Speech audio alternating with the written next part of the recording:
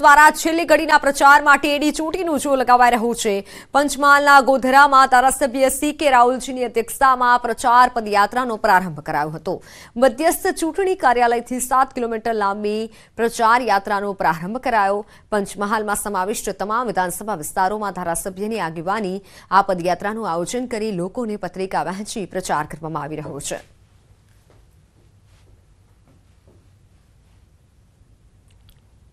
7મી તારીખે જે મતદાન થવાનું છે એના ભાગરૂપે મતદારોને જાગૃત કરવા માટે અને ભારતીય જનતા પાર્ટીને મત આપવા માટે પગપાળા પ્રવાસ કરી અને મત જાગૃતિ માટેની આજનું કાર્યક્રમ રેલીનો છે।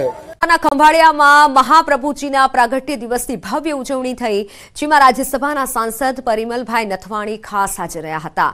આ પ્રસંગે સેવાકુંજ હવેલીથી મહાપ્રભુજીની બેઠક સુધી મહાપ્રભુજીની ભવ્ય શોભાયાત્રા નીકળી હતી, જેમાં ખંભાળિયામાં આવેલી નવી લોહાણા મહાજનવાડી સહિત તેમજ વિવિધ સ્થળો પર શોભાયાત્રાનું ભવ્ય સ્વાગત કરાયું હતું, જ્યાં રાજ્યસભાના સાંસદ પરિમલભાઈ નથવાણી તેમજ રિલાયન્સ ગ્રુપના ધનરાજભાઈ નથવાણી પણ ખાસ ઉપસ્થિત રહ્યા હતા। મહાપ્રભુજીના પ્રાગટ્ય દિવસ નિમિત્તે મહાપ્રભુજીની બેઠક ખાતે દર્શન કરવા માટે મોટી સંખ્યામાં દર્શનાર્થીઓ ઉમટી પડ્યા હતા। બાદમાં નવી લોહાણા મહાજનવાડી પર રઘુવંશી સમાજના કાર્યક્રમમાં પરિમલભાઈ અને ધનરાજ નથવાણીએ હાજરી આપી હતી। સમાજના અગ્રણીઓએ બંને મહાનુભાવોનું ઉષ્માભેર સ્વાગત કર્યું હતું, જ્યાં પરિમલભાઈએ અચૂક મતદાન કરવા સૌને અપીલ કરી હતી। આપણે આપ સૌ જ્ઞાતિ બંધુઓ જેટલા છે અહીંયા લોહાણા સમાજના, હું સૌને નમન કરું છું, વિનંતી કરું છું કે આપણું મતદાન વહેલી સવારે શરૂ થઈ જાય અને 11 વાગ્યા સુધી 12 વાગ્યા સુધીમાં આપણા તમામ મત પડી જાય એવા આપણા માટે બહુ ગૌરવની વાત છે। બુદ્ધ નાગરિક સંમેલનમાં રાજ્યના પૂર્વ સીએમ વિજય રૂપાણી હાજર રહ્યા હતા। લોકસભા બેઠકના બીજેપી ઉમેદવાર મિતેશ પટેલના સમર્થનમાં સભા સંબોધન કર્યું અને મિતેશ પટેલને જંગી લીડથી જીતાડવા અપીલ કરી હતી। આ સભામાં વિદ્યાનગર જીઆઈડીસી એસોસિએશનના હોદ્દેદારો, નામાંકિત વ્યવસાયકારો ઉપસ્થિત રહ્યા હતા।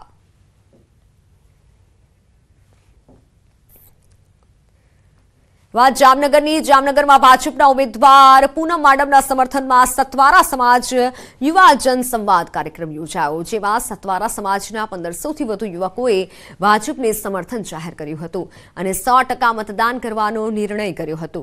આ પ્રસંગે સતવારા સમાજના આગેવાનો, ભાજપના આગેવાનો સાથે 10થી વધુ ગામોના સતવારા સમાજના યુવાનો હાજર રહ્યા હતા। દિલ્હીના વડિયા અને કુકાવાવમાં ભાજપના ઉમેદવાર ડોર ટુ ડોર પ્રચાર કરી રહ્યા છે। ભાજપના ઉમેદવાર ભરત સુતરિયાનો ડોર ટુ ડોર ઉમેદવારોનો પ્રચાર સંપર્ક। વડિયા અને કુકાવાવના વેપારીઓ સાથે રૂબરૂ મુલાકાત કરી વેપારીઓએ ભરત સુતરિયાને ફૂલહાર અને શાલ ઓઢાડી આવકાર્યા હતા। ધારાસભ્ય કૌશિક વેકરિયા અને કાર્યકર્તાઓ પણ તેમાં જોડાયા હતા।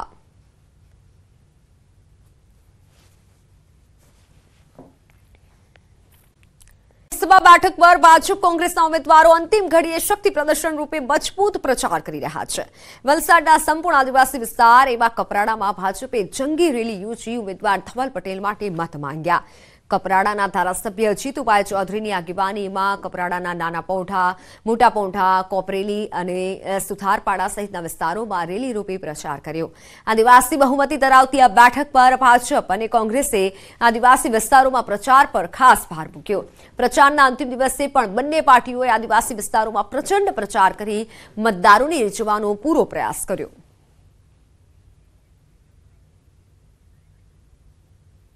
દિવસે છોટાઉદેપુર બેઠકના ભાજપના ઉમેદવાર જશુ રાઠવા પણ પ્રચારમાં એડી ચોટીનું જોર લગાવી રહ્યા છે। જશુ રાઠવાએ છોટાઉદેપુર નગરમાં બાઇક રેલી યોજી અને મોટી સંખ્યામાં તેમના સમર્થકો પણ તેમાં ઉપસ્થિત રહ્યા।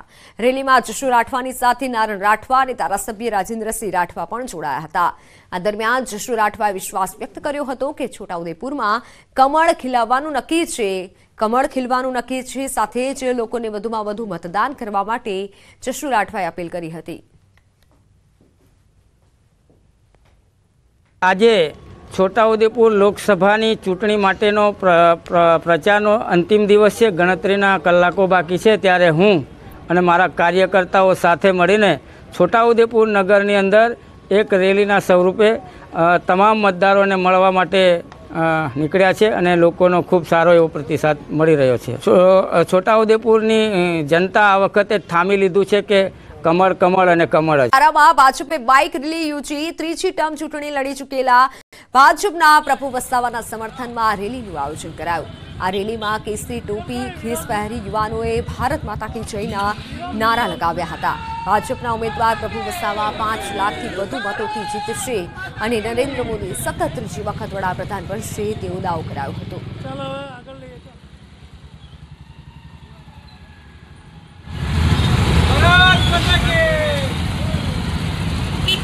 દેશના વડાપ્રધાન નરેન્દ્રભાઈ મોદી સાહેબ સતત ત્રીજી વખત વડાપ્રધાન પદના શપથ લે એના માટે 23 બારડોલી લોકસભાનો દરેક મતદાર તૈયાર છે અને અમે આ વખતે 23 બારડોલી લોકસભાની સીટ 5 લાખ મતોથી જીતવાના એ પણ નિશ્ચિત છે અને આ ઉત્સાહ છે એ અમને પ્રેરણા પૂરી પાડે છે. મતદારોનો ઉત્સાહ જ અમને પ્રેરણા પૂરી પાડે છે.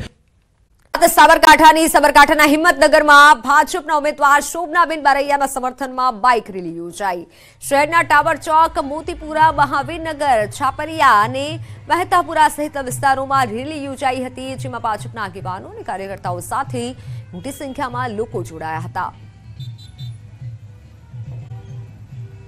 અમદાવાદ જિલ્લામાં ચૂંટણી પ્રક્રિયા પારદર્શક રીતે યોજાય તે માટે વેબકાસ્ટિંગ કરવામાં આવશે. દરેક મતદાન મથક પર પોલીસનો કડક બંદોબસ્ત રાખવામાં આવશે. જિલ્લામાં 2741 મતદાન મથકો પર વેબકાસ્ટિંગ કરવાનું આયોજન કરવામાં આવ્યું છે. સાંજે 6 વાગ્યા બાદ આચારસંહિતા લાગુ થશે. ચૂંટણી પ્રચારના હોર્ડિંગ્સ હટાવી લેવામાં આવશે.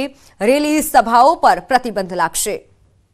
અમદાવાદ જિલ્લાના કુલ 2741 બૂથ ઉપર વેબકાસ્ટિંગ કરવામાં આવનાર છે. એસી દીઠ 2 એટલે કે કુલ 42 મોનિટર સેટઅપ કરવામાં આવેલો છે. એનો 24/7 કંટ્રોલ રૂમ જિલ્લા કલેક્ટર કચેરી ખાતે કાર્યરત કરી દેવામાં આવેલો છે. આ જે વેબકાસ્ટિંગ છે તે તમામ બૂથ પર જ્યાં કેમેરાઝ લગાડવામાં આવ્યા છે તેમાં પળની જે નિરીક્ષણ છે તે કન્ટિન્યુઅસલી કરવામાં આવશે, જેથી ચૂંટણી પ્રક્રિયા પારદર્શક રીતે થઈ શકે અને અન્ય કોઈ અડચણો ઊભી ના થાય. જૂનાગઢમાં ગ્રામ્યજનોનો સખત વિરોધ. સુખપુર ગામે ગ્રામ્યજનો દ્વારા ટીપી સ્કીમ મુદ્દે વિરોધ કરી મતદાન બહિષ્કારના શપથ લીધા. ગ્રામ્યજનોએ ટીપી સ્કીમ મુદ્દે વિરોધ કરી આગામી 7 તારીખે સુખપુર ગામના રહેવાસીઓ મતદાન નહીં કરે તેવી ચીમકી ઉચ્ચારાઈ છે.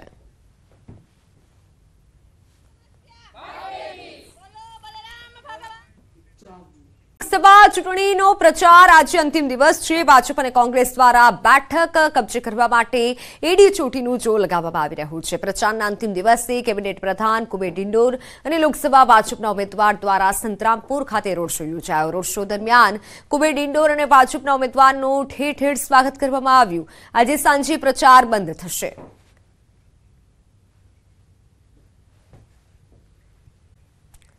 દિવસ પહેલા રાજકોટમાં ફરી એકવાર કોંગ્રેસમાં ગાબડું પડ્યું છે. રાજકોટ મહાનગરપાલિકાનો વોર્ડ નંબર 3 કોંગ્રેસ મુક્ત બન્યો છે. દાવો છે કે કોંગ્રેસમાં જે સ્થાનિક નેતાઓ બૂથની કામગીરી સંભાળતા હતા તેઓ તમામ ભાજપમાં જોડાઈ ગયા છે. રાજકોટ શહેર કોંગ્રેસના પૂર્વ મહામંત્રી, કોંગ્રેસ પક્ષમાંથી કોર્પોરેશનની ચૂંટણી લડી ચૂકેલા દાનાભાઈ હુંબલ સહિત લગભગ કોંગ્રેસના ક્ષત્રિય, બ્રાહ્મણ, કોળી અને આહિર સમાજના 100 જેટલા કોંગ્રેસના કાર્યકર્તાએ પરસોત્તમ રૂપાલાની હાજરી કેસરીયો ખેસ ધારણ કર્યો છે. પરસોત્તમ રૂપાલા ઉપરાંત ભરત બોગરા અને શહેર ભાજપ પ્રમુખ મુકેશ દોશીએ તમામ લોકોનું સ્વાગત કર્યું હતું.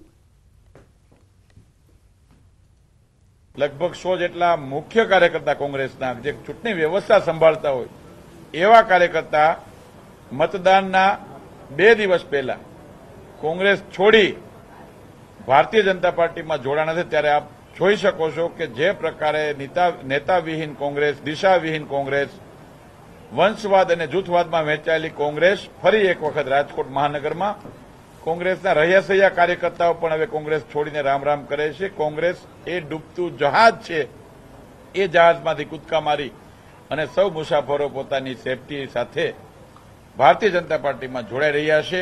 વિકાસનો રથ આગળ ચાલી રહ્યો છે. એ રથમાં સૈનિક તરીકે સેવા કરવા આવ્યા છીએ. આ નેતા વિહોણી કોંગ્રેસમાં હવે રાજકોટની અંદર કોંગ્રેસમાં કંઈ રહ્યું નથી. પ્રદેશથી લઈ અને દિલ્હીથી લઈ અને પ્રદેશથી લઈ રાજકોટમાં કોંગ્રેસ નેતા વિહોણી છે અને મોરલો પીછા હોય તો સારો લાગે એવી રીતે અમે અહીંયા પીછા બનીને અમારા સૌ આગેવાનો કામ કરશું. સુરતમાં ઠેર ઠેર લાગ્યા છે ચાલો રાજકોટના બેનર્સ।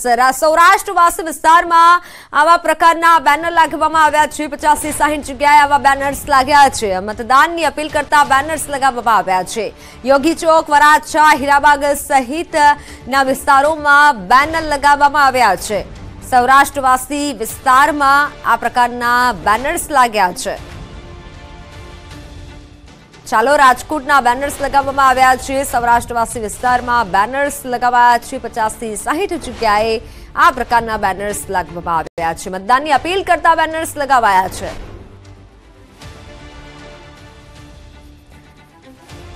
સુરતમાં આ પ્રકારના બેનર લગાવવામાં આવ્યા છે। સૌરાષ્ટ્રવાસી વિસ્તારમાં બેનર્સ લગાવવામાં આવ્યા છે કે ચલો રાજકોટ આ પ્રકારના સ્લોગનવાળા બેનર્સ લગાવાયા છે। 50-60 જગ્યાએ આ પ્રકારના બેનર્સ લગાવાયા છે।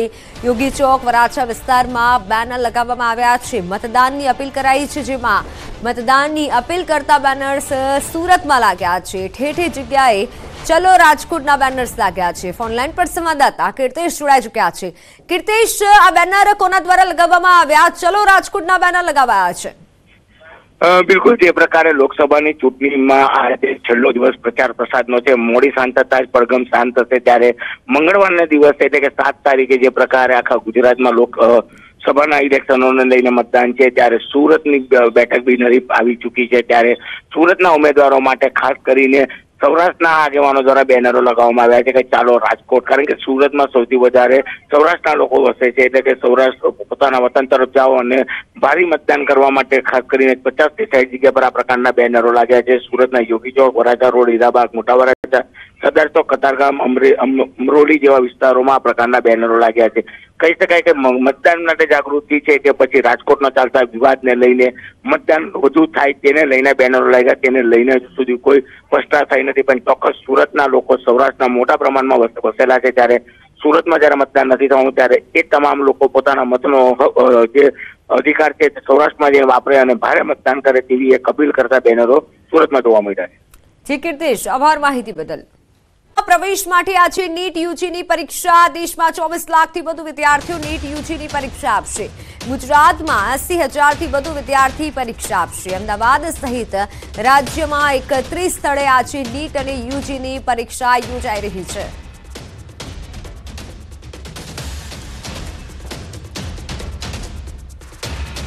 મેડિકલમાં પ્રવેશ મેળવવા માટે આજે દેશભરમાં યુજી નેટની પરીક્ષાનું આયોજન કરવામાં આવ્યું છે। અમદાવાદ સહિત ગુજરાતભરમાં અનેક સ્થળે આજે વિદ્યાર્થીઓ છે તે પરીક્ષા આપશે। વિદ્યાર્થીઓ જોઈ રહ્યા છો અમદાવાદના, અત્યારે અમે ઉદ્ગમ સ્કૂલમાં છીએ અને જ્યાં વિદ્યાર્થીઓનું સેન્ટર છે તેમની સાથે વાતચીત કરવાનો પ્રયત્ન કરીશું। तैयारी कैसी है, किस तरीके से क्या चाहते हो आप, कितना स्कोर करना चाहते हो आप?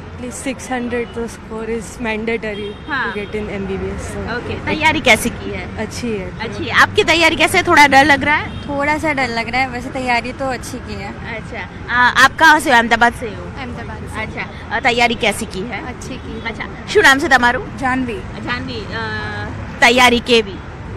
સારી છે। અચ્છા, શું વિચાર કરો છો? Medical, dental? મેડિકલ। મેડિકલ, અચ્છા। તમામ જે વિદ્યાર્થીઓ છે તે ધીમે ધીમે હવે પ્રવેશ લઈ રહ્યા છે। વાલીઓ પણ આપ જોઈ રહ્યા છો કે એક ઉત્સાહ જોવા મળી રહ્યો છે, કારણ કે મેડિકલ અને ડેન્ટલમાં જ્યારે પ્રવેશ મેળવવો હોય ત્યારે વિશેષ પ્રકારે તૈયારીઓ કરવાની હોતી હોય છે। ત્યારે તમામ વિદ્યાર્થીઓ છે હવે બસ પરીક્ષા કેન્દ્ર તરફ આગળ વધી રહ્યા છે અને ખાસ કરીને યુજી નીટની પરીક્ષામાં તેઓ પ્રવેશ મેળવી રહ્યા છે। કેમેરા પર્સન હિરેન શાહ સાથે દીપિકા ખુમાણ, ન્યૂઝ 18 ગુજરાતી, અમદાવાદ। સમાચાર। હાર્ટ એટેકથી વધુ એક યુવકનું મોત નીપજ્યું છે। જેતપુરમાં 40 વર્ષીય યુવકને હાર્ટ એટેક આવતા મોત નીપજ્યું છે। શહેરના જલારામનગર 2માં રહેતા વિરમભાઈ રત્નાભાઈ ઝાપડા નામના વ્યક્તિને એટેક આવ્યો હતો, જેથી જેતપુર સરકારી હોસ્પિટલમાં સારવાર અર્થે ખસેડાયા હતા, જ્યાં હાજર પરના તબીબે યુવાનને મૃત જાહેર કર્યો। યુવકના અચાનક મોતથી પરિવારમાં ગમગીની છવાઈ ગઈ છે। વાતાવરણમાં પલટો જોવા મળ્યો છે। વહેલી સવારથી ઘણા ભાગોમાં વાદળછાયું વાતાવરણ છવાયું છે। અમદાવાદમાં પણ સવારથી વાદળછાયું વાતાવરણ છવાયેલું છે। વાદળછાયા વાતાવરણથી ગરમીમાં આંશિક હવે રાહત મળશે। વાદળો ઘેરાતા તાપમાનમાં આંશિક ઘટાડો જોવા મળ્યો। વાદળછાયા વાતાવરણથી ખેડૂતોની ચિંતા વધી છે। કમોસમી વરસાદ થાય તો પાકને નુકસાનની ભીતિ ખેડૂતો સેવી રહ્યા છે।